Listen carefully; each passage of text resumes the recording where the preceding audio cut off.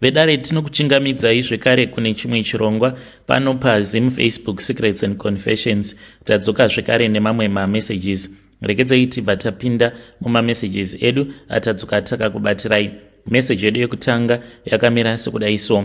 Hanzi makadi zvenyu mukoma, ndinokumbirawo kuti munge muchindiposterawo nyaya yangu makavigawo chitupa changu. Ininiwo mudzimai wangu akashayika. This was 5 years ago, but ndinomuona. Ndakambotanga ndichiita wekurota, but now ndava kutoita wekutoona chaiko, zvekuti ndakazosvika pakutorambana nemudzimai uyo wandakazotanga kugara naye 2 years after my wife had passed away. Saka mukadzi uyawe wandakazotanga kugara naye ainge agara hake arimo mulife mangu, but ainge angoriwo girlfriend. Pandakaonawo kuti ndainge ndagarawo at least kwenguva refu kubva mudzimai wangu zvaainge akashayika, then that was when I thought of marrying her. So handichazivi kuti mudzimai wangu ndozvakamutsamwisa here, kana kuti mweya wake hauna kuzorora, kana kuti iniwo pachezvangu ndakagadzirwa nehama dzake, because ndiri munhuwo ane mari. Saka kubvawo mudzimai wangu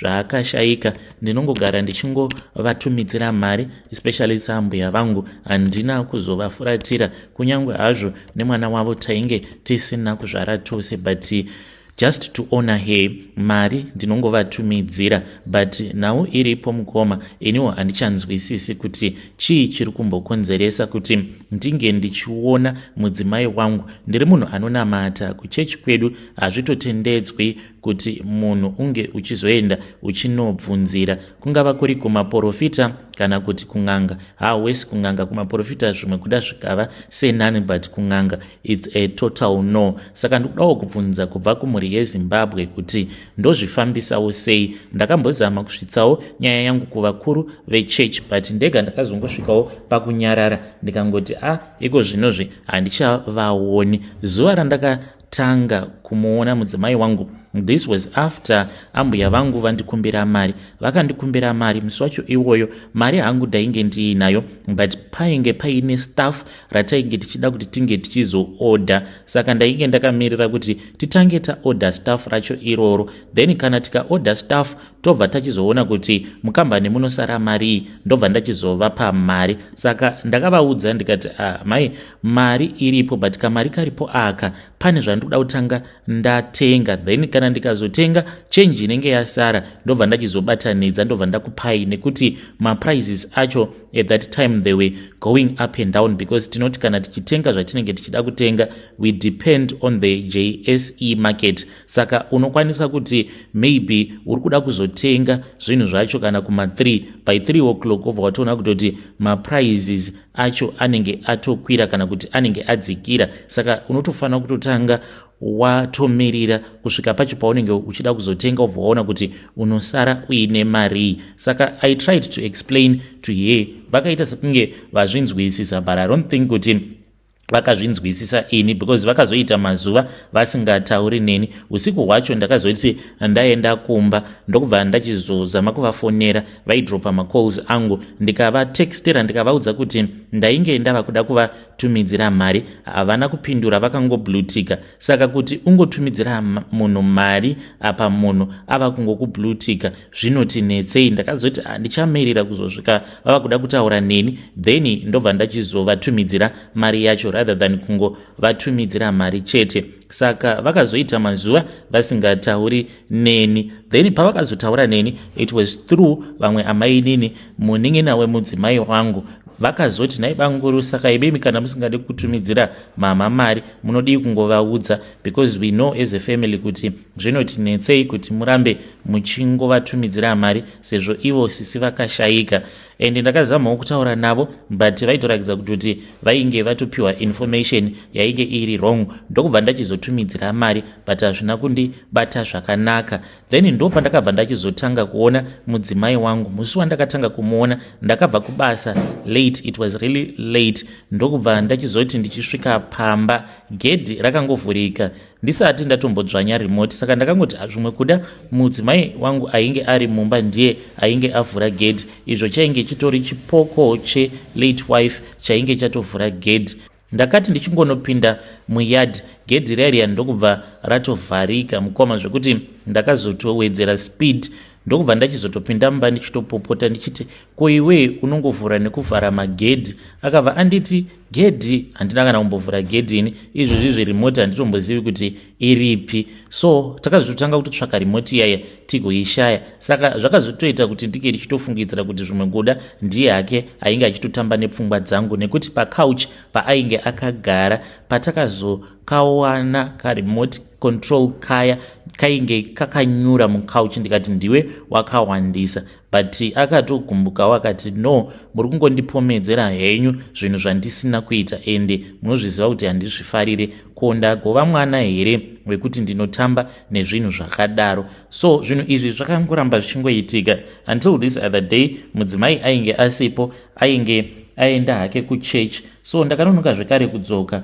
kubva kubasa, ndobva ndakaona futi gedhi rakangofurika rikazvivhara rega. ndikati what is going on, kasi gedhi iri rine era here? ndikatoti mangwana ndichazofonera kambani yacho vouya kuzotarisa kuti ko chii chiri kuitika pagedhi. so mukomanacho ndipo apo pandakabva ndachizoenda kunogeza, but ndainge ndichida kubika hangu a small meal. ndakati ndichibva kubath ndopandakabva ndabva ndachizoona kuti painge patori nechikafu chainge chatopakurwa, ndiro dziya dzainge dzakatoiswa pakacoffee table kainge kari mubedroom. ndakarohwa nehana, ndakavhunduka mukoma, ndopandakabva ndangobatwa nehope. ndakangobatwa nehope kana mudzimai wangu akazoti achibva kuchechi akangondiwanawo ndakarara kuita kufa nehope. apa mamissed calls ainge achindifonera kuti ndige ndichizoya kuzomutora, but ndainge ndakaita kufa nehope. nyaya yacho yainge isingatauriki kuti ndiri kuhope ndakatanga kurota ndichisika bonde nelate wife yangu. pandakamuka maplates aya ndakamawana asipo. handina kana kuda kuudza mudzimai wangu nezvayo nyaya yacho iyoyo. kubva ipapo mukoma kuzonosvika ndichizorambana nemudzimai wangu, uyo late wife ainge ouya almost every day kuhope. kudzamara manje ndava kuchimuona physically ndiri kubasa, dzimwe nguva aitouya ndobva ndatotanga kutorara naye because ndee ndichimuona kuti ari attractive. zvakazokonzeresa kuti ndinge ndichizoita chirwere cheerectile dysfunction, ndokubva tatanga kunetsana nemudzimai, iye akabva achizongosimukawo kwava kuinda.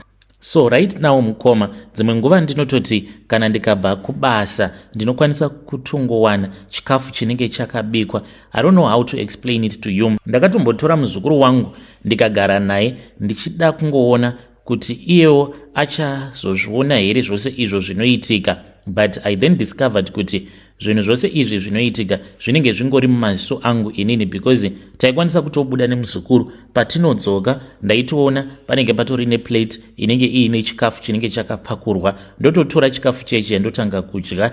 but ndaiti kana ndikati kune muzukuru uya tidye, aitoshamisika kuti kokudyeko nhai sekuru. ndotomuudza kutoti uya katidye chikafu chandakabata. iye aingofungidzira kuti sezvo ndiri munhuwo anosvuta mbanje, maybe that is why ndainge ndichizotaura zvimwe zvinhu zvekuti zvinenge zvisipo. saka ndiyewo confession yangu yandiinayo. handizivi kuti ndingabatsirikana here kana kuti kwete, uye zvekare zvinokanganisei kurara nechipoko.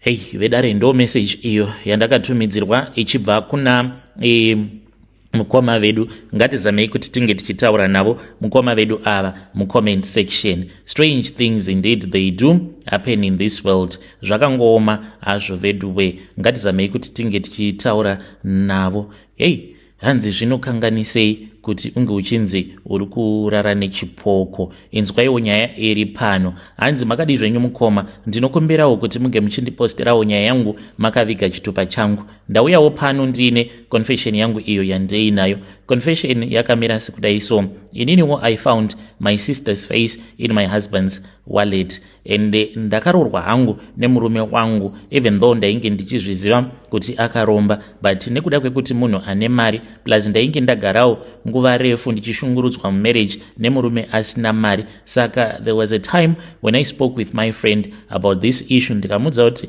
munhu uyu wacho ari kuda kundiroora, handina hangu kuzomubudira pachena. Ndakangomuudza kuti murume uyu wandiri kuda kuzotanga kudanana naye apa iye ari kuti anoda kuzondiroora, iye anoitawo zvechivanhu. Saka ndikuda kuti ungondipawo maopinions ako kuti inini as a Christian woman ndoita sei. Saka friend yangu yakabva yanditi, it is far much better kuroorwa nemurume anoita zvechivanhu but achikuchengeta, nekuti chakakosha pasi pano pezuva ndechekuti munhu anokwanisa kuzokuchengeta here. Kunyange zvikanzi munhu mati musatanist, but musatanism yake anokwanisa here kuzokuchengeta. Saka ndakabva ndachizongozvipa zvivindi, ndikabva ndachizotanga kuchita on my husband, because ndairwadziwa kuti kana tiri kuchechi anenge achiparidza achipa vanhu maadvice, hepano tava mumba munhu ava kutanga kushungurudza achikurova. Ndikati saka zviri nani ndezvipi? Ndongoenda kuna baba ivava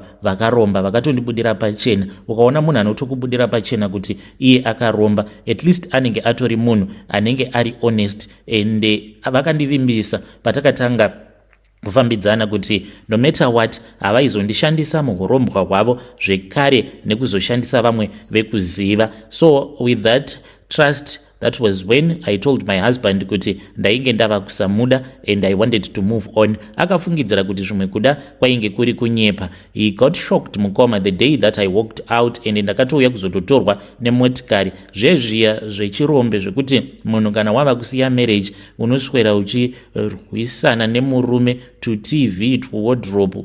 Unenge usati wapfimbwa nemurume ane mari. Akanditi siya zvose, siya hako zvose, I am going to take care of you. Ngoma nachi ndakangobuda mumba ndisina kana chandainge ndakabata, zvihembe zvangu zvemukati ndo zvandakapisa. Ndikati tinokuzivai munozotiendera kung'anga, imimi muri maKristu enhema. Ngoma ndakabva ndachizoenda kumarriage nemufaro. Ndasvikako kumarriage manje upenyu hwakachinja. Ndikatengerwa motikari, takatoendeswa kuWebikers mushure mekunge ndatoreserwa license. Apa license racho ngoma nashi kana kudriver panguva iyoyo ndainge ndisingatombogoni. Takangoenda tikatongoita chitambi chekutengera tikadzoka, ndokubva vachizotanga kundidzidzisa. Vakabva vanditi, mudzimai wangu, iwewe as a woman I know kuti manual inokwanisa kuzokunetsa, saka ndava kukutengera iri automatic. Kwava kutengerwa automatic paya.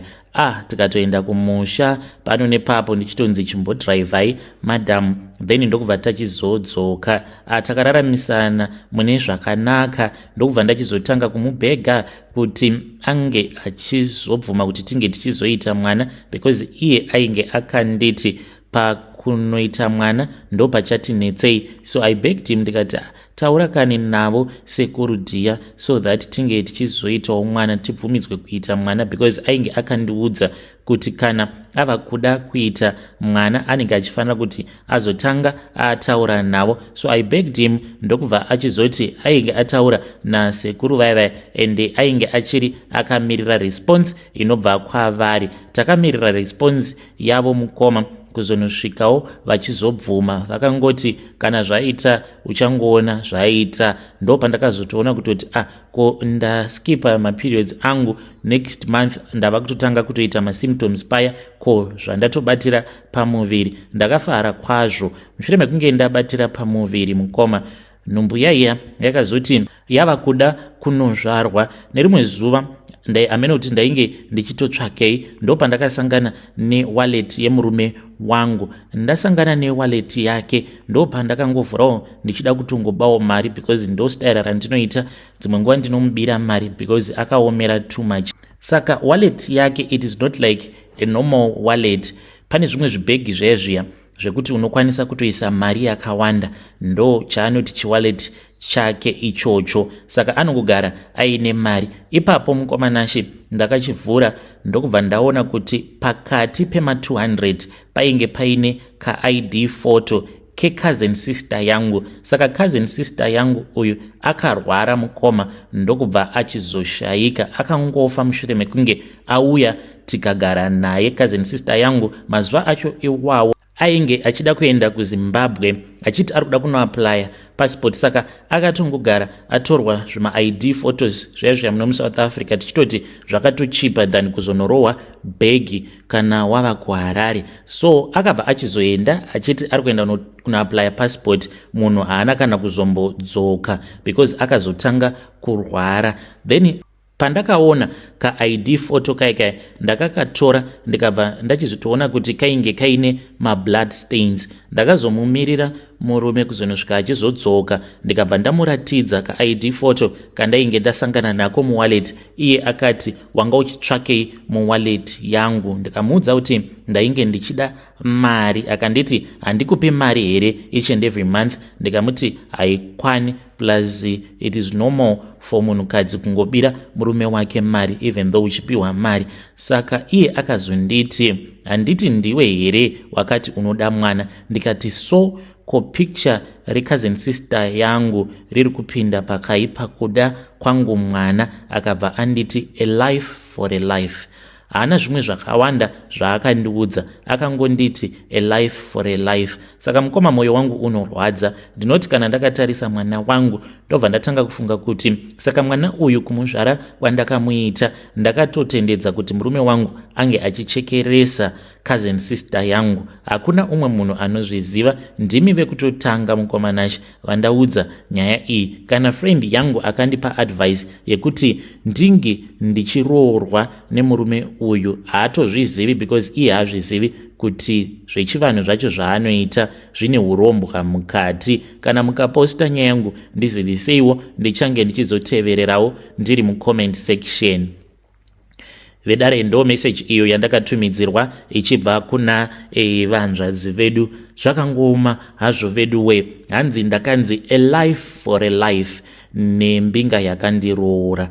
Akomanaka zvakangoma hazvo vedu we. Regedzai tibva taenda panyedu inotevera. Nyedu inotevera yakamira sekudai so. Hanzi makadi zvenyu mukoma, ndinokumbirawo kuti muge muchindiposterawo nyaya yangu makaviga chitupa changu. Ininiwo ndiri murume uye zvekare ndine makore 38 years ekuberekwa. Nyaya iyi yakaitika apo pandainge ndichiri ne15 years. Mazuva acho iwawo mukoma, baba vangu pavainge vachiri vapenyu, upenyu hwaifaya zvekutoti kuma-areas kwatainge taitogara padhuze nepamba pevamwe minista, but minista ava vainge vaine vakadzi vatatu, saka vaingopotawo vachingouya. Vainge vaine mudzimai wavo mukuru, then vamwe ava vaviri vaingoita sekunge masmall house. Saka umwe mukadzi wacho uyo ainge achigara muraini imomo matainge tichigara baba pavainge vachiri vapenyu. Ainge ainewo mwana wake uyu ainge aine 12 years. Ndakabva ndachizomupfimba ndokubva tachizotanga kudanana. Saka amai vacho pavakazviziva vakauya vakaudza vabereki vangu vakati ivo kunyangwe vaizviziva kuti sevana tinokwanisa kungotanga kungofambidzana and it will be hard to control, but baba vacho minista vaya vaisazozvigamuchira. Ndakarohwa nababa vakanditi uri kuda kundiurayisa iwewe, because mazuva acho baba vangu in secret vainge vachiita zveMDC vachitosponsa mimwe misangano nemamwe mayouth, but vaizviita izvi in secret. Vakandirova vakaita sekunge vachandiuraya, but munongoziva kuti when kids are in love zvinotinetsei, because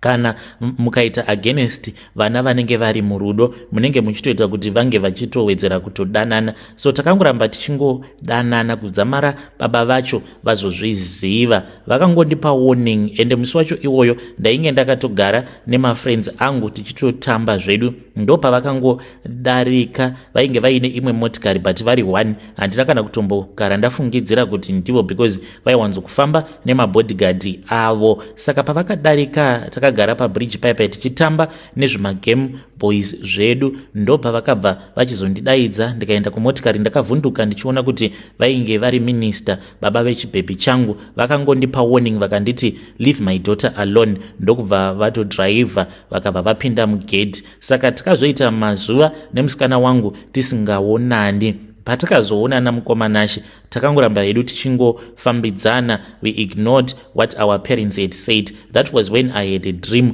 Kusvika pari nhasi mukoma ndine chivanga kugumbo rangu reku-right ende ndakazotomboita paralyzed. This was a couple of years ago. Mushure mekunge ndarota wopedza ndakamborota kudhara. Now the challenge that I am facing, musikana wangu uyu akazoenda kumhiri kwemakungwa ari kuAustralia. She is now in communication with me. Ari kuti iye anoda kuti tinge tichizova tose like we had planned when we were still young, but ndinotya kana iye ndakamuudzawo hope dzandakarota ipapo pandakamuka ndiine chivanga ndichita sekunge ndarumwa nenyoka, ende ndakatorota ndichitorumwa nenyoka. Nyoka iyi mukoma zvayakaita ndezvekudai. So after ndapiwa warning nababa vake ndiri kuhope ndakavarota, baba vacho vakauya kwandiri, but pavakauya kwandiri vachifamba mukoma, musoro wavo uyu wainge wakatarisa the opposite direction, sekuti vachifamba vachienda uku, then musoro wacho wainge wakatarisa uku kwavainge vachibva. Vakazoti vasvika pandainge ndiri vakabva vati ndiwe wandanga ndichitsvaka. Vainge vakapfeka rimwe zibhachi rainge rakareba. Mubhachi imomo ndo makabva machizobuda nyoka. Nyoka iyi yakangouya ndokubva yanditema pagumbo rangu reku-right. Ndo hope dzandakarota idzodzo. Vakanditi siyana nemwana wangu. After that mukoma pandakazomuka makuseni ndichinzwa gumbo kurwadza, ndikatoona kutoti painge paine chivanga. Ndakati ndichida kunoudza mai vangu. Ndakangonzwa voice rakanditi kana ukataura unotofa ende uchafa. Handina kana kuzomboudza anyone. Ndaingogara ndichingovarota vachinditi siyana nemwana wangu. Saka mukuzokurawo ndainge ndava kuti kana ndikamurotera hope uyu musikana uyu, even though akazomboroorwa then marriage yacho ikazoparara, murume wacho akafa, ndaimurotera hope dzimwe nguva achishandisiwa nevarume vakawanda vachiita sekunge vakazora matsito vari vatema-tema. Baba vacho vakazoshayika zvavo, but now iye ari kuti anoda kuti tinge tichizova tose. Saka ndikudawo kuti mhuri yeZimbabwe inge ichindibatsirawo ipapo. Vedare ndo message iyo yandakatumidzirwa ichibva kuna mukoma vedu avo. Ngatizamei kuti tinge tichitaura navo mukoma vedu ava mucomment section. Strange things indeed they do happen in this world. Hanzi mushure mekunge baba vazoshayika, hama dzakatora zvose, tikasara tisina kana chatainge tiinacho. Kwava kudzokera kumusha. Tasvikako kumusha kuya bangukuru vainge vava kuda kugara, amai vangu nhaka, amai kuramba kwavakaita kwakabva kwazototi omesera upenyu even more. Amai vakabva vachizodzingwa. Takazongokurawo tava kugara nemadzisekuru, but amaiwo vedu vaibvawo kumhuri kune vanhu vainge vasina kana mari. Takazongokurawo tava vanhu vanotambura, asi hama dzababa vangu dzakatengesa upfumi hwababa ndokubva vachizotanga mabusinesses avo. Zvakangooma hazvo vedu we. Ngatisanganei zvekare mune zvimwe zvirongwa zvinotevera.